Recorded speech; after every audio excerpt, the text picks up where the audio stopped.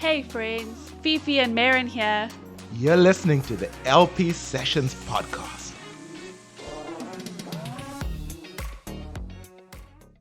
I love the fact that we're getting the chance to talk about your leadership journey today. Tell me, where did it all begin? The first distinctive time that I really wrestled through a call to leadership to step up was at the end of my first year in race. They were holding elections for head of race or senior students. And people had gathered, they were going to start the process. You had to campaign, get people to vote for you, and say a speech and all of that. It didn't even occur to me to run for that. But two of the older girls who were in leadership said, Meryn, you should run for it. There hadn't been a first year student who went for senior students. So yeah, it hadn't occurred to me, not just because I was a first year, where you have to put yourself forward. It's really not my personality at all. So, but anyway, it kind of stuck in my head and I went back to my room and then I sort of prayed about it and that definitely felt the sense. I knew God was speaking and saying that I should go for it. I had a vision he gave me of this land, like a promised land, like Joshua's got, just the sense of this is your land, go for it. Yeah. And I remember my thought was, God, I'm so inadequate. I just have this deep sense of inadequacy. Yeah. And wrestling in that moment, my eyes caught a quote I put on my wall. And it said something along the lines of, every inadequacy is an opportunity for God to glorify himself through his supernatural intervention. Yeah. And I just remember thinking, well, that being the case, like, God, you're going to have a lot of glory because I feel very inadequate. Yeah. And it was not something that I felt like, yes, I've got this, but it was, okay, God is inviting me into this, so I'm going to give it a shot. What does faithfulness look like? Yeah. So I put up some posters and did my thing. And then a little while later, we had the elections where you say a speech. So at this point, are you enjoying it at all? Or is it just a sense that God is in it? Is something coming alive as you're taking your first steps? I wouldn't say so in the campaigning leading up. I think naturally my creative side came to like, I'll design a poster. So there, but not yet.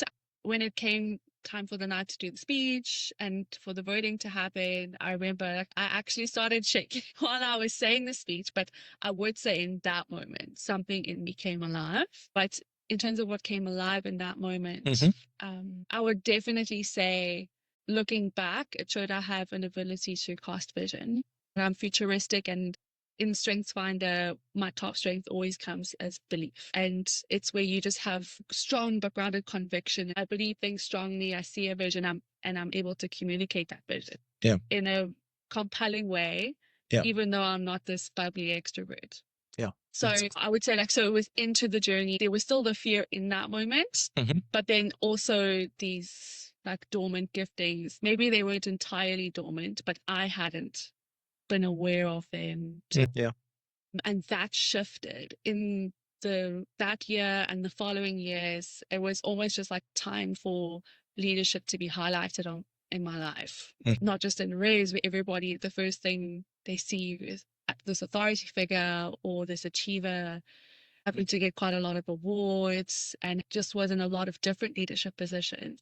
And it was interesting there where my self-perception shifted in a way it wouldn't have if I hadn't just stepped out and done something, like not waiting to feel like I was ready. And then, so my identity shifted from my actions, where I was like, oh, I am a leader. Yeah. I mean, that was the question I was going to ask. When did you suddenly start feeling like that you were a leader? And it seems to me that part of that is when you actually start leading, the confidence as a leader grows.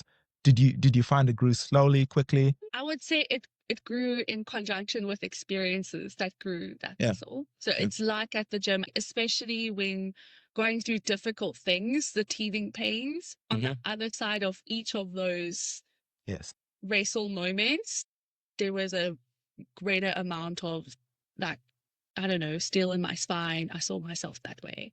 But it definitely was experience that shifted my belief system and identity in that way. What role did people play in that? They're the mirrors that feedback. This is how I see you. This is how I see you. And I think until you step out, in your head is the only mirror. So the beliefs and fears you have are the only things giving back.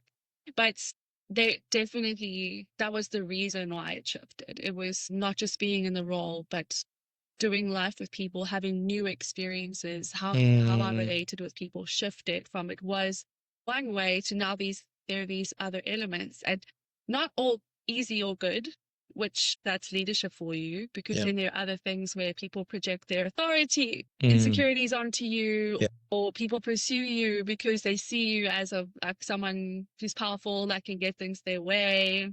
Yes. Yeah, it gets complicated too, but they were the things that made me grow. Yes. People and God. And I would say like his voice, having an experience, processing it with him, and him feeling back like, hey, this is how I see you. And that's always was the catalyst for that positive. So great. Kind of found, so when I was then in my second year senior student, it was pretty much you're thrown in the deep end. Yes. And most people were in that role having been on the house committee the previous year. So they knew how things should run. But for me, like no one handed you a manual. I guess there are people you could ask, but I felt chucked in the deep end, no instruction manual. And I just kept finding myself imagining, what do I think should probably be done or said? Okay, I'm going to try that out. No one has told me, no, you're doing a horrible job yet. But then I just remember there was a sense of God's voice saying, you're the kind of person that you don't need like a roadmap in the deep end. You create a path. Yeah.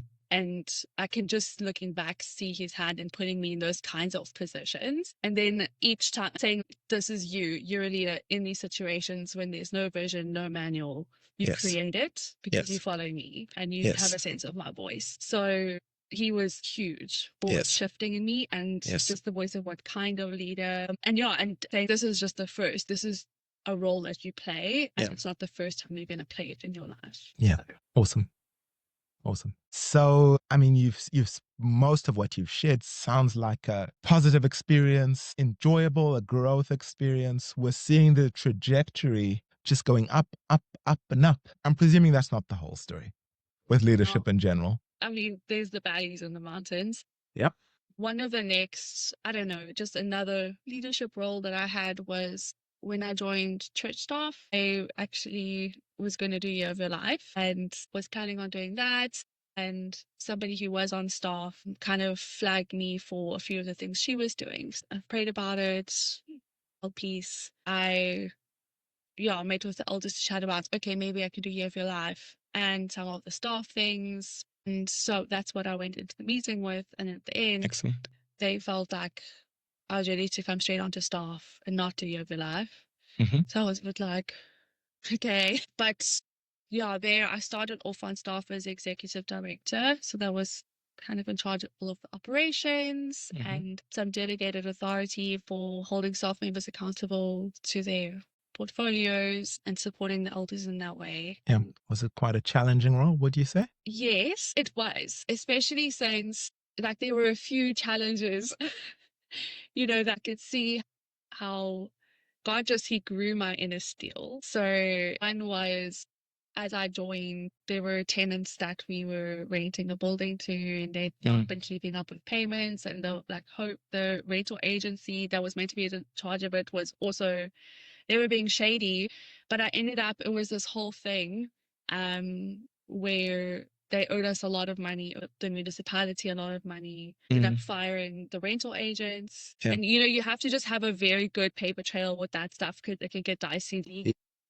But literally was dealing with meetings with a lawyer in town to see about where we stand legally, where they stand legally, what can we do. So for me, and then we ended up actually having to give them notice and get them to move out. And I was the one having to deal with that. And I was like 21. I turned 21 that July. And so I had the grace to do it. It wasn't easy, especially since I'm a diplomat naturally. I like peacekeep. Yeah. So it was against almost my nature in that way. Yes. But obviously it was the right thing to do. But it was also dealing with business people in a small town, older men who, when they look at you, like, I look young. And I was young. Yes. And that's where I learned it's less about when you walk in a room, people will have assumptions about you. What counts most is you teach people how to treat you. I've always found that. I don't know, if I meet someone, they might think, okay, this is going to be an walkover or whatever. Yeah. But very quickly the attitude changed because I had receipts. I knew what I, was saying and doing, and I wasn't going to back down.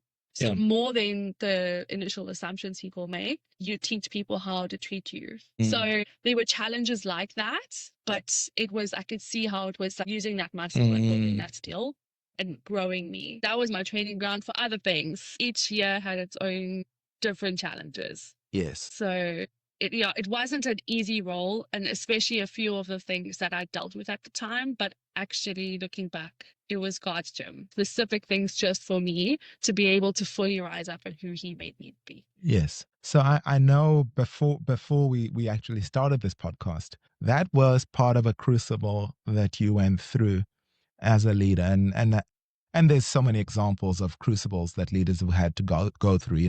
Moses and his testing when he killed someone. There's these things, and they shape who we become as leaders. And you've got a very unique story there. So tell us a little bit about your on-church staff, and you are doing a role as a 21-year-old that really there are not many 21-year-olds in the world doing that kind of thing. What happened? A few years in, going into my last year on staff, just to give a backdrop, I was at the Global Leadership Summit, and I just got this picture of this airplane landing in the sense that it's time to land the plane. So going into the year, I knew, each year you're like, God, we're doing this. What's the plan? What's the vision? I knew that it was time to land the plane and in terms of my role in ministry there. And so going into the year, I'm identifying people to take over what I do, to raise them up, to build into them, to work myself out of this job from the beginning of the year. So it's not a hospital pass. I knew going into the year I was at capacity. So it was everything I'd been doing before. And in the meantime, I'd also picked up leading the worship ministry and also doing the finances. Oh, wow. Challenging. And so that was me. I've got this. I'll have to be super efficient, but I think it's fine. And then in the beginning part of the year, the person who was in charge of the building project ended up moving overseas. And I remember chatting with the elders, and they really didn't seem like there was anyone else at the time who could take it on, who had the administrative abilities, everything needed for a building project, because it's the marketing, the financial management, the resource management, going onto the site, the practical, being able to you need to be with it. And so, because there was literally no one else, I was like, well, I can do this. I think it will be a big stretch. And we said, if it gets way too much, then I said, okay, we'll tap out. I didn't do that. I take it you didn't tap out.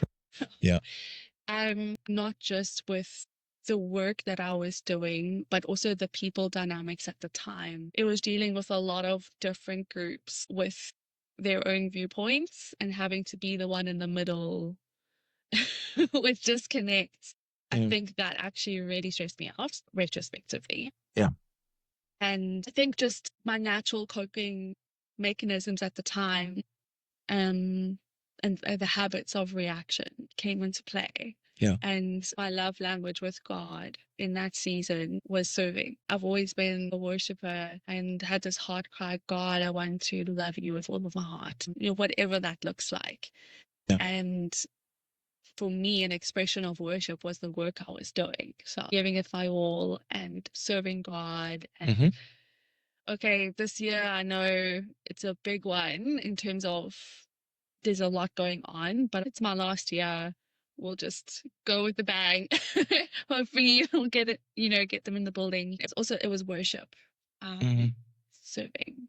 Yeah. So there was that dedication, but then I can see looking back what was out of balance was having enough self-awareness to know when you're in the red zone or Yeah. when you're pushing it for too long. When you say the red zone, what do you mean? That you're running on empty, that you're overloaded, your tank is empty, and you're still running the engine. Yeah. And I think those are meant to be for emergency situations, acute, but not a lifestyle, or it takes a toll. And then some of my, I guess, my coping mechanisms that were just from childhood, one kind of disconnect emotionally. So selectively, that's helpful to just push things to the side. But Yeah. I had definitely had formed some habits of, in order to get this all done, I need to not be XYZ type Yeah. feelings. So I just remember fairly early on in that year, I was just completely numb. I had no emotions. I remember thinking if something would happen, I know I would usually be happy here, but I just feel nothing. Yeah. Whether that's in worship or having fun with friends and people. So I was head down. This is how I get things done. Yeah. I didn't value enough that shepherding my own soul. Yeah. It was a stretch, and I also started with some health issues. That's when I had noise sensitivity. I take it these are all signs of that your body was not happy with the pressure that you were under. Yeah. Yeah, that's a good thing to flag. I mean, I'd always joked about, even when I was studying, my body cracks before my emotions do. I would get sick and stuff and like, oh, I think I'm stressed. Yeah. Or different health things. And there's a well-known book, The Body Keeps the Score, which it speaks to exactly that. It's part of it. And where I had some really dysfunctional habits of just carrying on and being disconnected from my feelings or health, and then my body would just give up and like, oh, let me. So I even remember playing guitar in band, developed a wrist injury in that time. And obviously I love worshiping, but for well over a year, I couldn't play even a little bit without them. Yeah. And there was almost in the back of my mind this little sense of relief with, at the time, it's like, oh my gosh, can't you be stronger? This is so inconvenient. But actually, it was a cry for help and really valuable signals. Yeah. So you say it was a cry for help. You're sitting here, so I'm presuming help came. Tell us what happened after that. After that, I was praying about what to do next, and I kind of wanted to travel a bit and that sort of thing. And I thought, oh, maybe I'll do a mission. And I think for me, everything I did needed to count towards something. But turns out what God had in mind was not a mission or whatever, but I ended up au pairing overseas for a while. Yeah. And it just was kind of the option that worked out, and I had peace about it. But when I got there, all of these confirmations came that like he was definitely in it. I got to see his hand. I would say in that year, actually, something that was restored. It was so the opposite of everything I had been doing. No admin. From the administrative jungle to It was completely the opposite things. I got to rest and I got to just be in a different space.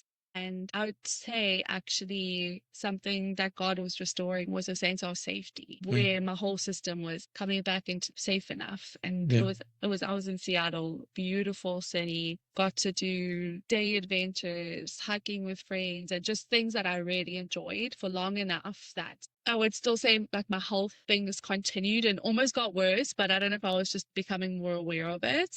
Where if I did anything that stressed me even a little bit, immediately I would get a cold, get the flu, get sick. If I was running and pushed myself just a little bit, I would get tendinitis. It wouldn't heal in a normal amount of time at all. It would take very long of like not being able to walk. So I couldn't even run for a while. And I had to wear earplugs at church because of the sound. It was completely overwhelmed me. I would feel weepy. I'd get headaches and get nausea. The sound. Yeah. And I remember going home after church and just closing all of the curtains, making the room dark. I couldn't even look at my cell phone light. It was overwhelming, the light, and needing to be in quiet and silence and not around people. Recover from, I literally just went to church and came home. So I think I was a bit in denial. When I speak about all the things now, I'm like, no, and that's when it started. But at the time, it's just push on. Yeah.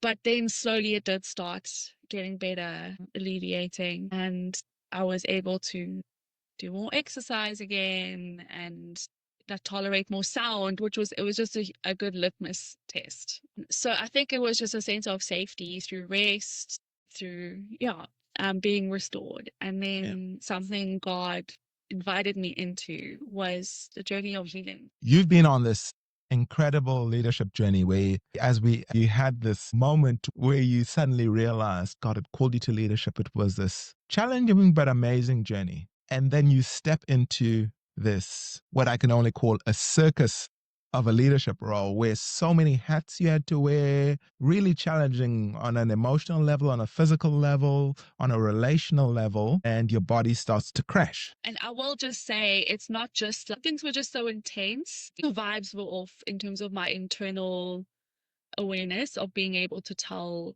I'm overcommitting, I'm overworking. Every year at the end of the year, I was like, I'm so burnt out. I need like months of vacation. And I knew something was off inside of me. Yes. Why do I keep landing up in this place? Yes. No matter what I did.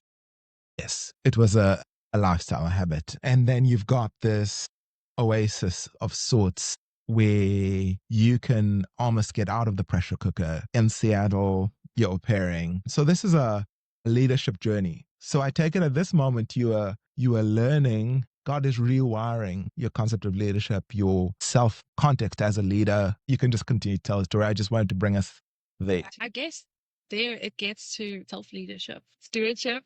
Yeah. And that journey really helped me represent Jesus to others better. Mm-hmm. Where Jesus is a shepherd, and there were these huge areas of my life that God wanted to come into much more deeply. Mm-hmm. And at that time in my life, it was time. I was ready. God was ready. And it's not just about self-leadership for the sake of it, but when you live something and embody it, you get to be that for other people. In some degrees, I naturally always carried parts of God's heart, but it was a shallow depiction of so much more that I was really designed to carry. And one is Jesus the shepherd, where there's just being able to be present with people, cry with those who cry, laugh with those who laugh. Because I wasn't doing that for myself, and as a lifestyle was not, it, I think, really hindered how much I could walk in that with other people. Yeah, sure. It definitely did. So someone got a picture for me with friends are praying for me, and it was a picture of bamboo. And bamboo, when it's growing, the roots go down really, really, really deep. But then when it grows, it just suddenly shoots up. But that's not out of nowhere. It's because for so long, the roots were going deeper and deeper. Yeah. With my healing journey, the picture was God speaking into that space and what he was doing. So it was really going deeper. And leadership isn't just on the surface growing and stretching out further. It's also the depth, and to be able to have more authority and withstand more, you need deeper roots. Yeah. So Excellent. healing journey was an adventure with God. Yeah. And I knew, okay, this is what faithfulness looks like in this season. Yeah. And it wasn't as everybody could see all of this fruit. Yeah. But the fruit of the Spirit was being formed in me. Yes. Deeply. Yes. And beautifully. I know that you are super passionate about health, about seeing healthy leaders. And I suppose part of your journey has created that deep empathy. Yeah.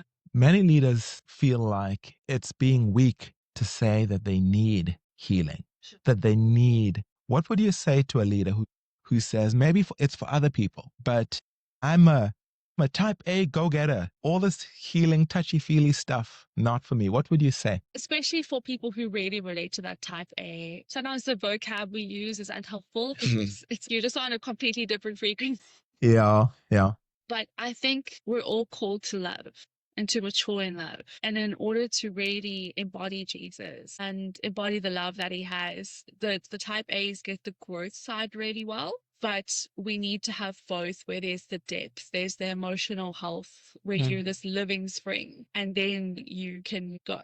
Yeah. I know the difference that it's made. There's a felt difference. Yeah. And I just think that that's how leaders are meant to function. If you're representing God, Yeah. you will be misrepresenting them and hurting a whole lot of people in it's necessary without maturing.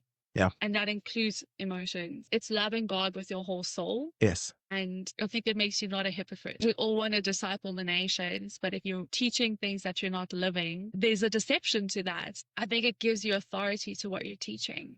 Yeah. Like you sharing about the word, sharing about Jesus, the shepherd. I would also say that it takes faith and courage to go into, like, if we're honest, Yeah. when I think about, oh, there's this pain there, the easy option is sideline, keep doing. But it takes faith in Jesus to hold his hand and say, let's go down here and that, Yeah. to bring in his kingdom. It really enriches your ability to bring the kingdom outside. That's brilliant. That's brilliant. And I heard you say something which I think is really worth taking a moment to highlight. And you said they do damage.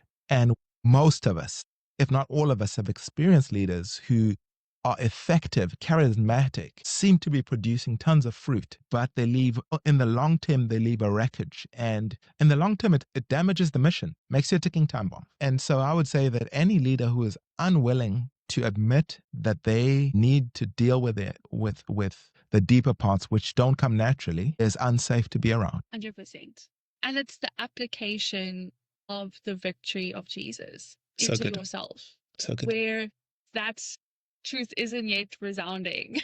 Mm. And that looks like renewing your mind, but it also looks like bringing the redemptive love of Christ into your emotions that don't yet resound with evidence of the kingdom is righteousness, peace, and joy. And if you don't have peace and joy, for example, it shows that there's more kingdom to manifest inside of you. Yes. So that you can also be like a spring and bring that wherever you go. So little flags of that is, do you have anxiety, or is peace your default? Yeah. So good. Do you have addictions? Are you abounding in joy? Actually, the happiest people should be the holiest people. Yeah.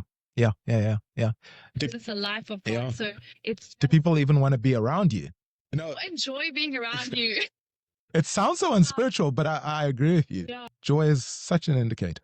It's a huge indicator. And so it's not just about having nice feelings, but I'm hitting at, it's about the kingdom coming inside of you in every part of your soul. Yeah. Loving God with all of your soul, mind, will, and emotion.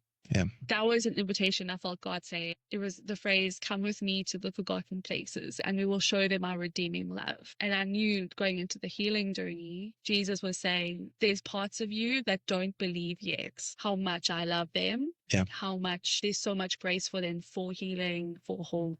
Yes. And he was waiting for my willingness to say, yes, I'm willing to go there with you because I trust you. Yeah. And yeah, there's so much fruit that I felt from it. Yeah. So Meryn, you've shared with us some incredible snapshots of this leadership journey. Now I'm going to ask you quite a difficult question to try to wrap things up here. And I'll give you a moment to think about it. And this is the question. You've got 20-year-old Meryn, and you've got a chance to speak to 20-year-old Meryn now, convictions that have come to shape your leadership because you've lived them. And that's the thing about leadership. As you go along, you develop these leadership convictions, and they're built in pain and overcoming. So you've got 3 things to share with 20-year-old Meryn to perhaps save a life from going through what you had to go through to get those badges. One that comes to mind is, don't take yourself too seriously. Mm-hmm. It's okay to just enjoy life, and not everything has to have this grander purpose. Some people need to hear the opposite. Little Meryn needed to hear that. I love that. I love that. That could be one of the most spiritual things when understood in the right light. I love that. Second. Just trust God and don't doubt yourself. Yeah, that's good. Very, very good. There's something about being single-minded Mm-hmm. and trusting him and trusting yourself. He'll course correct you if needs be, but you don't have to always be. I like that. I like that. Over your shoulder. Should I be doing something differently or better? Or yeah. I love that. Too many of us spend, and I know I do this, spend life second guessing what God has spoken and what we know in the conviction of our hearts is the right thing to do, and just go ahead and do it. I love it. Leadership advice for 20-year-old Meryn, that it's great to take risks especially your 20s, but in your younger years. Obviously, there's overdoing it, but it's also that's the time where you find out, where are my boundaries? Where are my limits? Try things that don't work, fail at more things. That's what I would say is, because if you're not trying things, if you're not failing at things, it means you're not putting yourself out of your comfort zone. So put yourself out of your comfort zone, dream about who do you want to be, what do you want to do, and start doing things that feel risky. Yeah. Those lines. Yeah. And you'll find things that I wasn't good at that and I didn't think I would be, but others are surprising. I didn't think I would enjoy that or be good at it, but I actually discovered 5 different skill sets that only comes through just trying things. Excellent. So yeah, don't be afraid to just try things, put yourself out there. And that's where you learn courage and confidence, 100%. Meryn, this has been brilliant. We should do this more often.